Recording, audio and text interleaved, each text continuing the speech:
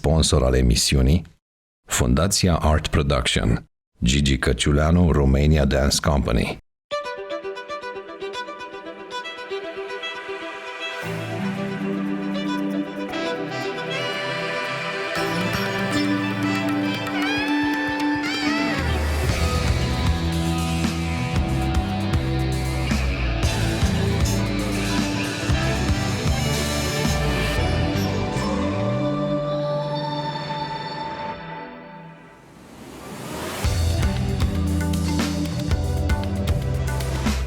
Bună seara! Bine v-am regăsit la Garantat 100%.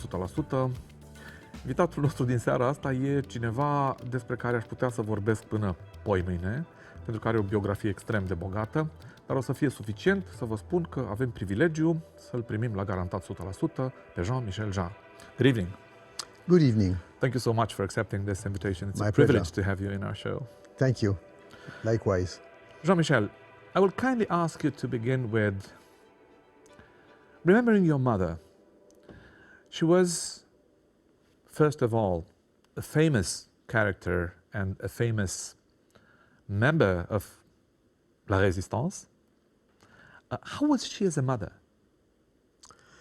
I think my parents split up when I was 5. Yep. And I really grew up under her influence, and we became not a couple but a duet. And my mother, of course, played a major role in my life, because I was her only child. Yes. And also she took the role of the father and the mother, but not being too much, which is sometimes the case when you have a woman taking care of an only boy. Sometimes it's this situation could be too invasive for the child. It was not the case. She really succeeded to balance her presence around me.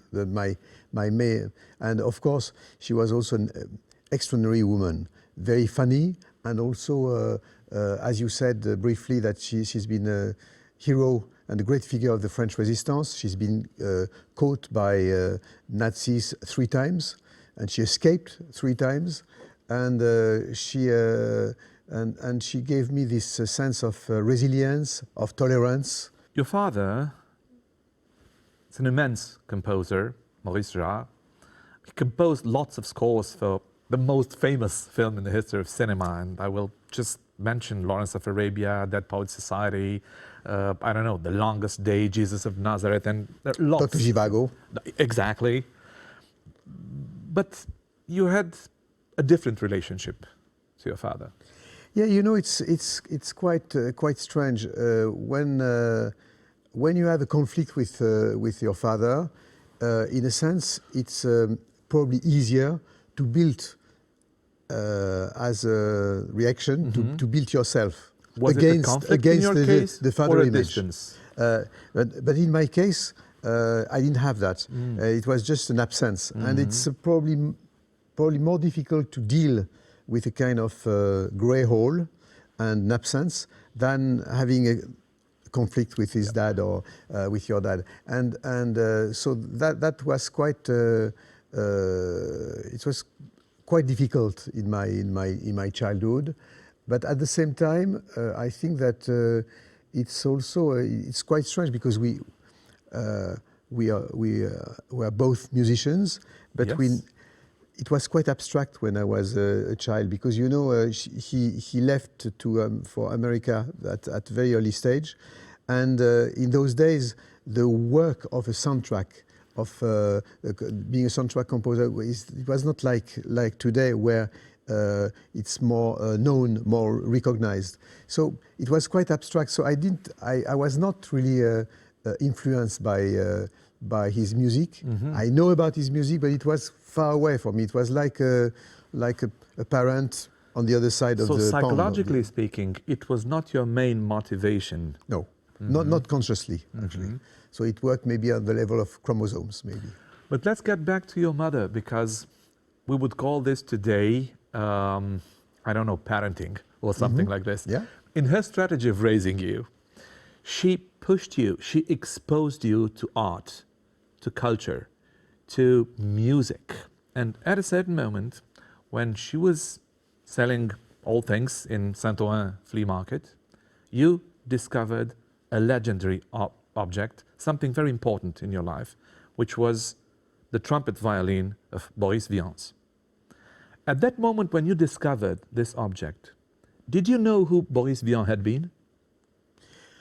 Yes, I had an instant explanation of from my mom, because actually my mom, to complete what you had just said, I mean, was working at the flea market in Paris, and it was in days where it was a kind of it was interesting, the flea market at that time, because it was a kind of the other side of Saint-Germain-des-Prés, where you had a kind of elite of artists, I would say, like Jean-Paul Sartre and all these kind of great writers. And at the flea market, it was more hippie, more bohème, and then this whole ambience for me actually has been, of course, of a great influence in my teenage and even my childhood. And by coincidence, as you said, my mom had this little shop for every weekend, close to the Boris Vian's brother, and he was as crazy as as Boris, and he was selling all these crazy instruments à la Marcel Duchamp, very surrealistic, and this famous violin trumpet, and was absolutely fascinated by this kind of instrument because it was so unexpected. And my mom was opening my eyes and my heart and my mind to and my sensitivity to arts, not only music, but she showed me contemporary arts, people like Soulage and Hans Hartung and Pollock and all that, but also more the Impressionists also. So I've been very lucky to have a mom quite open to arts in general, theater, and she was, for instance, she brought me one day to watch the only concert in Paris of Kalsoum, and it was quite unusual. We were not linked partly with the Arabic world. I was, I don't know, maybe 9 or 10, and when I remember it was in this very famous hall in Paris, in Olympia, and when we went out from the theater, I said, I want to marry this, I want to marry her. And you were 10. Yes. Do you know that in one of Boris Vian's novels, which is called L'écume des jours, he has his mind created a very interesting musical instrument, which was called le pianoctale. And the pianoctale was a piano, you were playing something, and the piano was preparing a drink. So you were able to drink a Duke Ellington, for example, Duke Ellington in a glass. How could that instrument be in your hands? First of all, probably unexpected drinks. Because I think that, you know, it's a very interesting question behind what you're saying is actually the idea where a musical idea is coming from. A musical idea is by essence coming in an expected way, and the way it's coming from is coming from it can come from the conversation we have, from the sound of the rain against a window, from an excerpt of a movie what you saw the week before. And all these random elements, at one moment, they go together and prepare a drink à la Boris Vian to give you something that's going to excite me, excite us as artists, to create something that you decide to explore this idea rather than anything else. But I would say, you know, that this relationship with the instruments that you're talking about make me think about my grandfather also, a major figure of the father figure in my life, in my childhood. What was he playing? Oboe, clarinet? What? He was playing oboe, and he was an engineer. He was an extraordinary person. He was a musician playing oboe, but he was an engineer and an inventor. And he created, and for me, his atelier was a kind of magic place.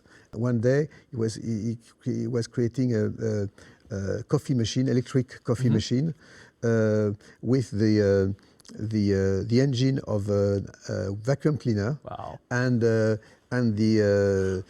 skin, if I could say that, of a scooter, a Vespa. So it was absolutely crazy instrument. One day he came into the kitchen of my grandparents, and he put that and said, "Okay, let's try to my grandmother. Let's try to put to do some coffee." And my grandmother was very phlegmatic, very calm. Put some grains, and you had actually coffee all over the kitchen, wow. and with a noise like an aeroplane. And she very calm. She said, "Doesn't work." And my grandfather disappeared to try again. And one day it worked. So it was this kind of childhood I had with him, and he gave me, for instance, my first second-hand tape recorder, German tape recorder, which was also another very important object in my life. At a certain moment, you were also exposed when you were very young to the music, and I mean live, to the music of Archie Shepp, John Coltrane, Chet Baker, Don Cherry. How was that?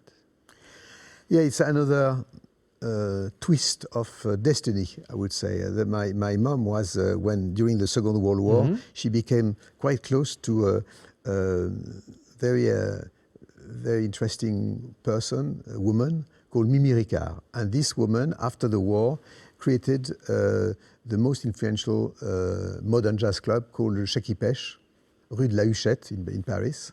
And my mom was used to visit her every other Sunday, and on Sunday afternoon.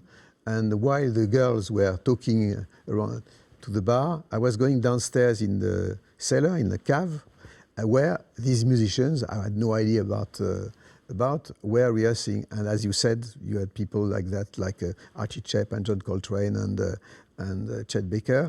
And so I was the kid of the club, and they know me, and I was talking to them. And I was fascinated by these great musicians. And one day for it was my 11th birthday, I think, Chet Baker sat me on an upright piano, and he played like this, like we are, even closer, for a few minutes. And it was probably one of my strongest musical shock in my life. Were you aware of who Chet Baker was at that?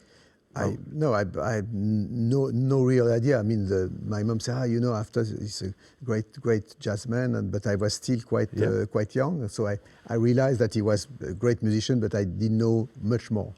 And that was my first shock, I mean, physically, about the impact of the sound on your body. That even today, when I'm talking to you about this souvenir, that I can still feel the air of the instruments on my chest. And he told me two things, for me very, very important for a musician. He said,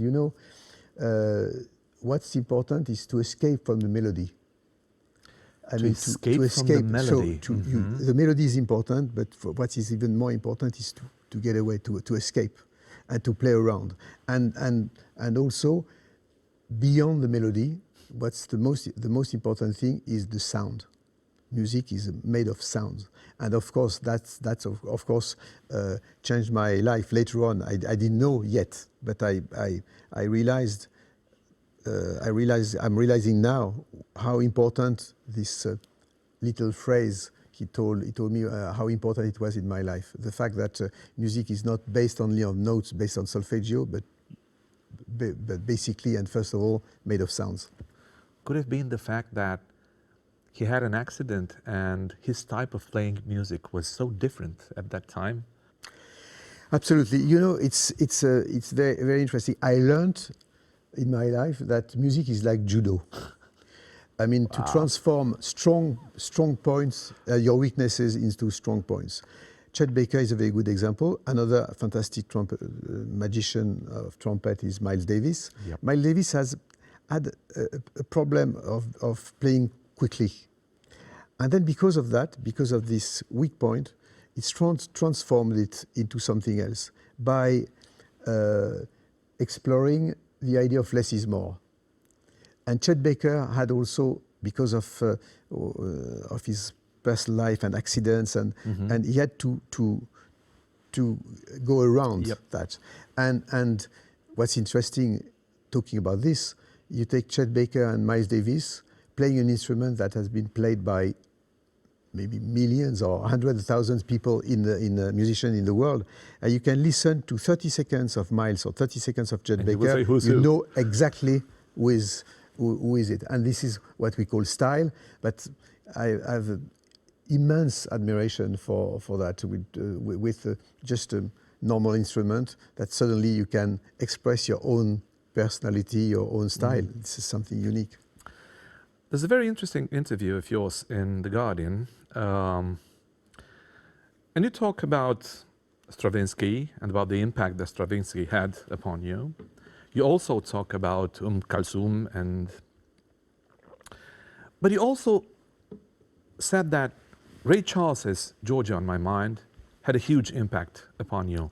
And with your words, you said, I realized that music can talk to your tummy. I was so impressed by the organic sensuality coming from Ray Charles's music. There was no intellectual process, and it was great. End of quotation. What do you mean by that was no intellectual process? Music is primarily depending on intuition and instincts, and not necessarily only coming from a kind of cerebral or intellectual process. And what's interesting with Ray Charles is actually like lots of great artists, the sense of the quest for the ultimate sound, the ultimate, I mean, to find your own style, your own path in the dark, in the sense, and for Ray Charles, talking about finding your path in the dark, it's of course even more appropriate, I would say. I was not thinking about this when I was mentioning the darkness that he was actually depending on day-to-day life because of his handicap. But what's interesting is actually, the most interesting artists for me, musicians, are people who are actually trying to create a fusion between two different, creating kind of oxymoron. The fact that he had to suddenly he took the Gospels and invented a rhythm and blues by putting something darker on the kind of pure spiritual approach of Gospels. So that because of that, he created something that could talk to everybody. And also something else with Ray Charles is actually what makes, if you take Ray Charles, David Bowie, or Edith Piaf, for instance, when you listen to them for even 1 minute, you have goosebumps and you are totally deeply affected by their style. And these three musicians, like a lot of others, they don't play in tune and they don't play in following the rhythm. They're always outside the box. They're always slightly off. What interpretation is all about. I mean, when you kind of disobey from the melody itself, or when you are slightly off the tempo, and this is what creates the emotion. And to go back to Chet Baker, is what he wanted to tell me, that to escape to the melody, to escape and to play around the melody, to play around the sound, and just being always slightly off. And this is what I think is true in your work, the way you are asking questions, for instance, to try to be slightly off, and that's what makes, in my opinion, more and more human beings responding to and being moved by an artist more than somebody else. Since we talk about off, what was exactly le groupe de recherche de musique concrète? So in 1948, you had two guys in France called Pierre Schaeffer and Pierre Henry, and these two musicians and also for Pierre Schaeffer, he was also a writer and a scientist, probably also influenced by surrealism movement, the surrealist movement, to say, okay, music is not only depending on notes based on solfeggio, as I said, but also, before anything, music is made of sounds, in a sense, quite close to jazz, in a sense. Apart from that, they say, I mean, we can actually mix the sound of nature, the sound of the city, and mix that into orchestral sounds. For instance, mixing the sound of a bird with a clarinet, the sound of an engine of a car with percussions. I mean, to approach music in a total different way by not with a classical solfeggio approach and harmony as we do in the Western world, but thinking in a sense that in this kind of maelstrom of sounds, we can pick and steal some noises and making music with it. That's why they called it musique concrète. Exactly. And this is quite, if you think of it, it's quite close to music, to abstract painting. Actually, abstract painting should be called peinture concrète. Why? Because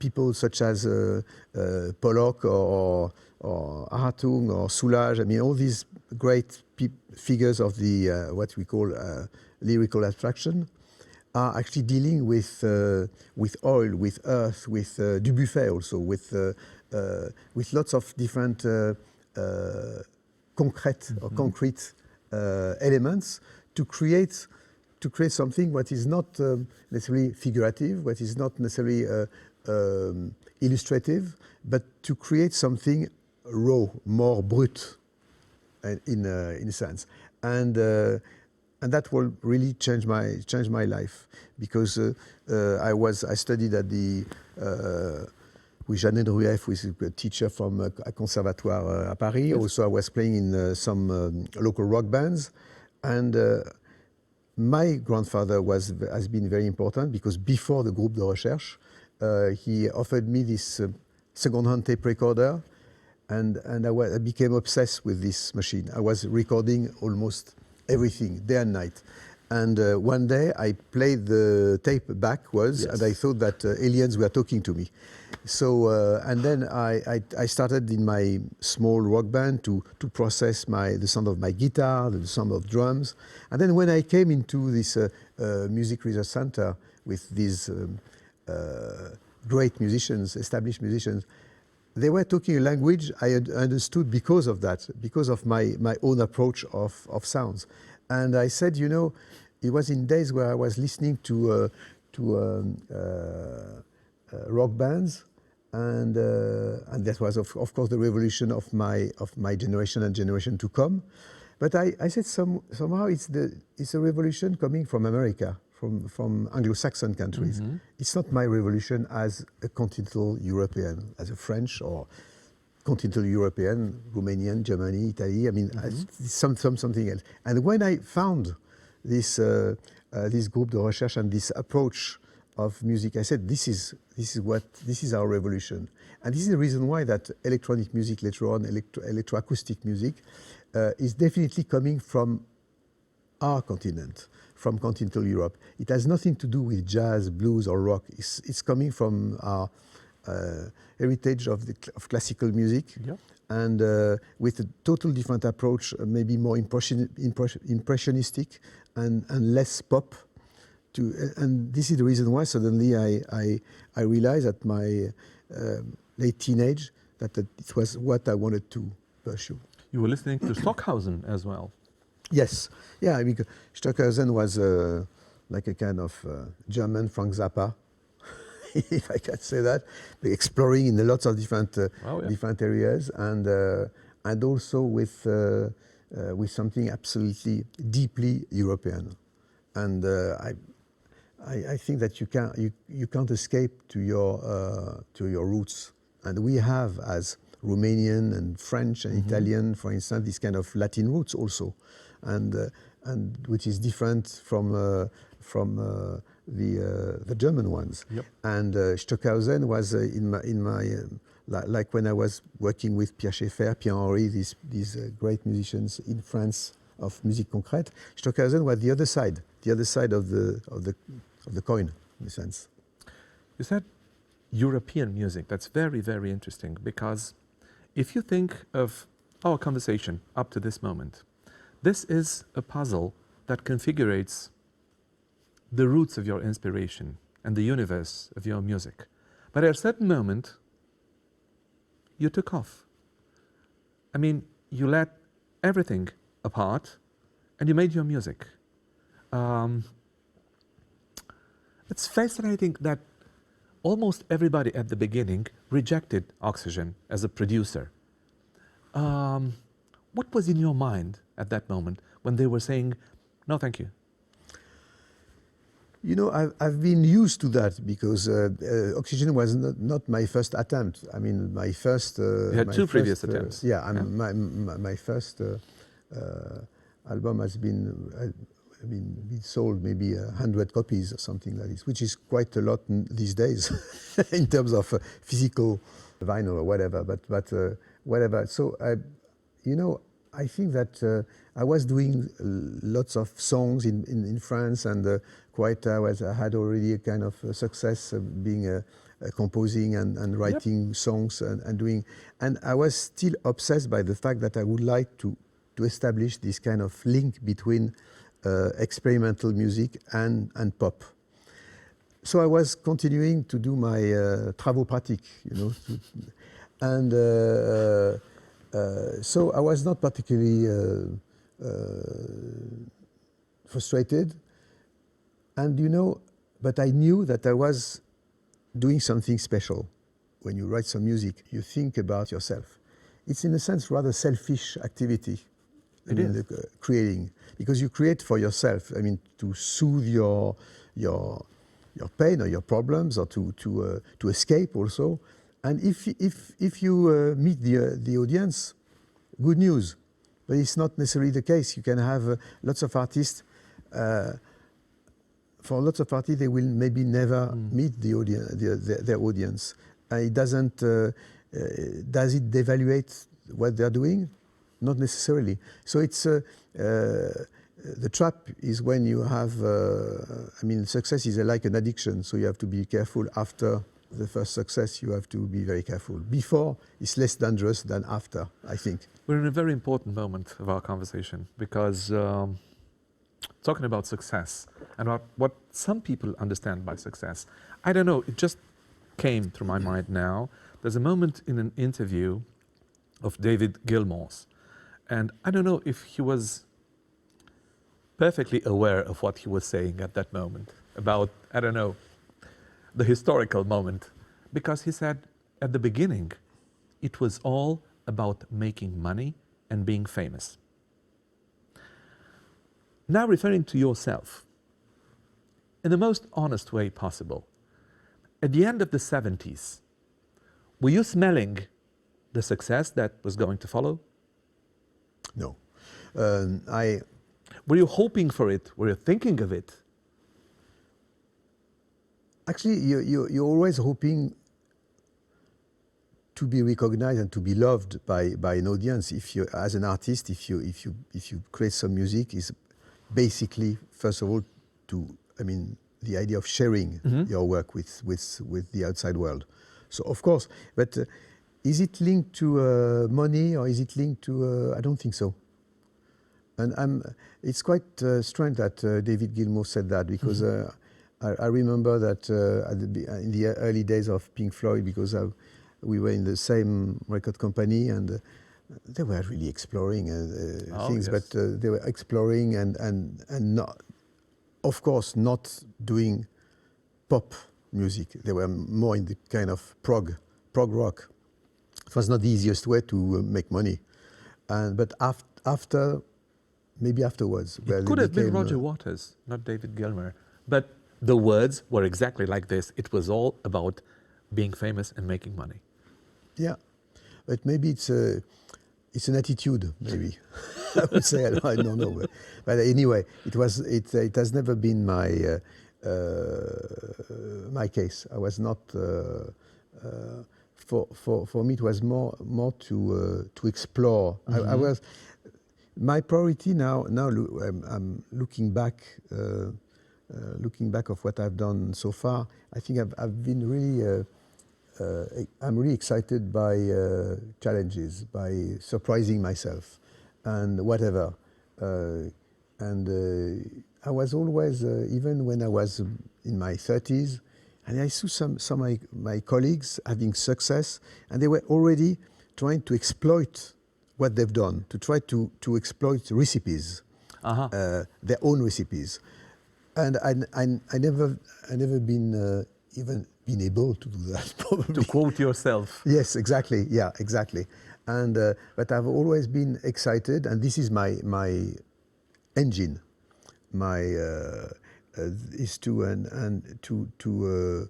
try to escape from what I'm doing, to try to find other ways to trap myself, to hijack my style, in a sense, if I have one. To hijack your style. If you think at this very moment, there's so much music in the world. The world is really almost fed up with music. There's so much music. There's so many images. There's so many spectacular images, so many spectacular music. Honestly, how do you survive as a creator when you look around and you see this immense ocean of music, this huge production, overproduction of music? There's music everywhere. There's a different type of stardom. There's a different type of receiving music. There's a totally different type of selling music, and a completely different style of having, I don't know, the way of perceiving music is different. The way of understanding it, the way of manipulating music. This complex and supreme art is so different today than from the 70s or from the 80s. How do you survive as a creator which set basis for style, for genre? You know, it's a very interesting question, because it's a current question for young artists these days. I would say, don't look around, look somewhere else. I would say also the fact that you know, it's your question is also sending us back to writers in front of bibliothèque, Mm-hmm. or the national. When you have a library in front of you would think, why should I write? What should I? Everything has been written already, Yes. and very well. So, what can I do?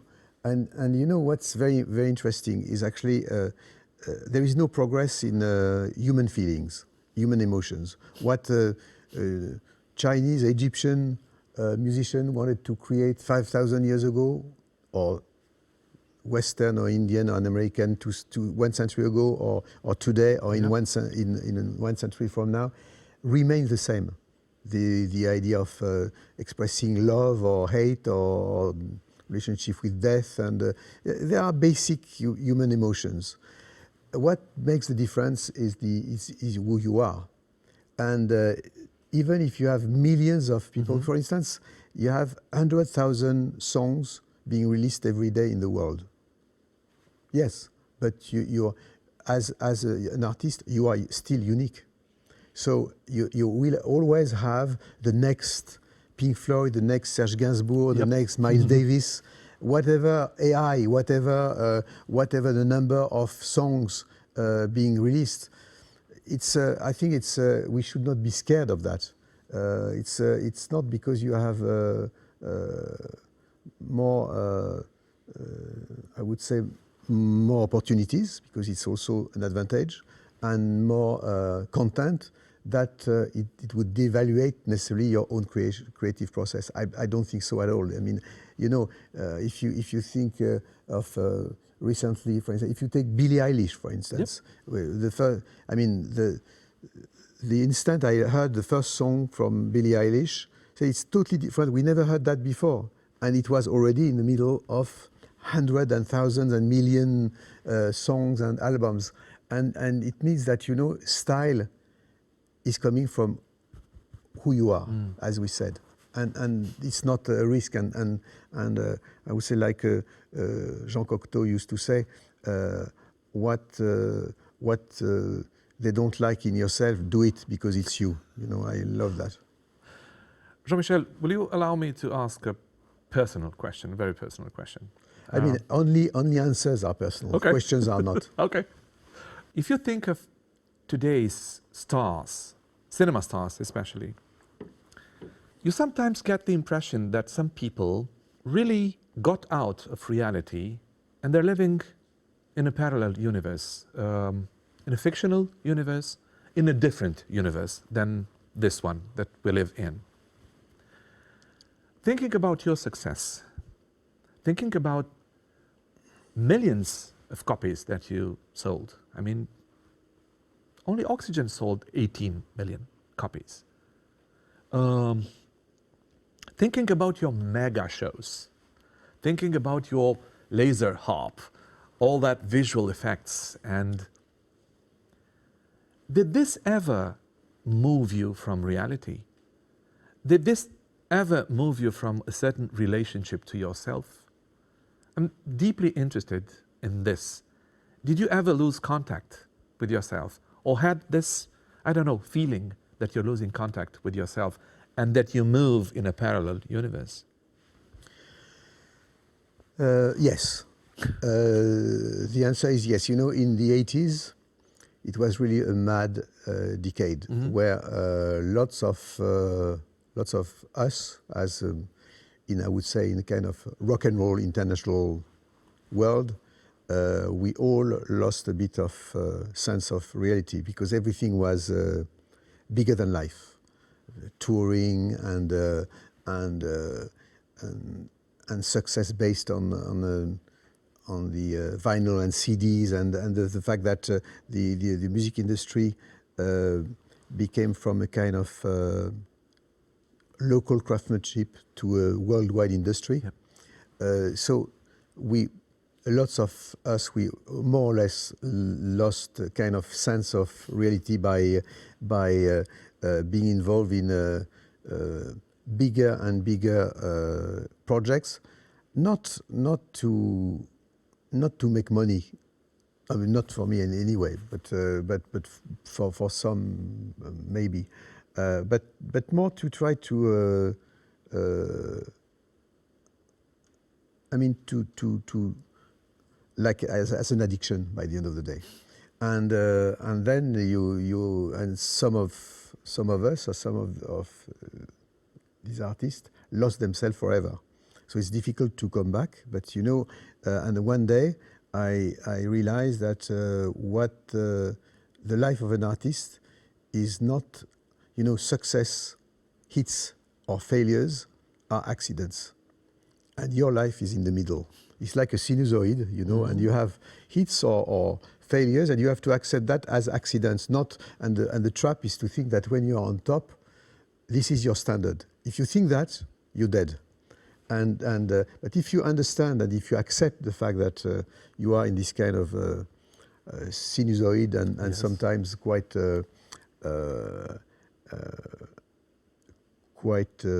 ridiculous situations sometimes on both positions, and then but it takes time. It takes time to learn that, and but it's something that a lot. I have the feeling that these days young artists are, because maybe of the internet, because of the fact that they are more informed, more conscious, less unconscious, less naive maybe.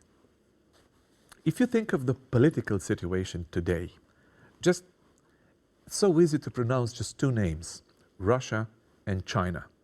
In the most spectacular way, you had immense shows in China and in Russia with, with lots of people, millions of people.